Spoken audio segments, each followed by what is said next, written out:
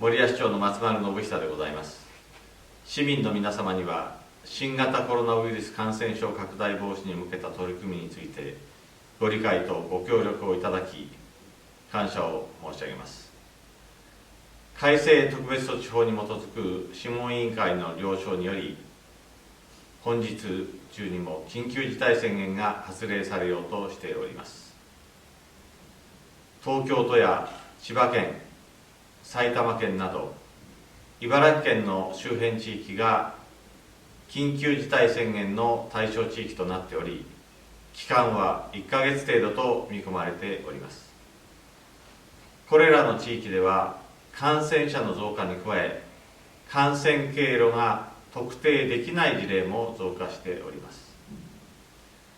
つくばエクスプレスにより、都心と直結している守谷市は、これらの地域との往来が多く、感染拡大のリスクも類似するものと判断しております。守谷市においては、いずれも感染経路が判明している市内居住の2名の方が新型コロナウイルスに感染しております。現時点において感染経路が不明な市内感染者は確認されておりませんが、茨城県が示す感染確認リスクの状況において、感染拡大要注意市町村であることから、いつオーバーシュートが発生してもおかしくない予断を許さない状況が続いていると考えております。現在、守谷市では4月2日の茨城県知事による外出自粛要請を受け、市民の皆様に不要不急の外出について自粛いただくようにお願いをしているところでございます。また、新学期の学校再開においても、感染拡大防止と子どもたちの安全確保を最優先するため、市立の小中学校全13校を4月8日から5月6日まで臨時休校するとともに、市内の公共施設の一部でも5月10日まで利用を休止させていただいている状況にあります。市民の皆様には引き続き大変なご不便をおかけすることになりますが、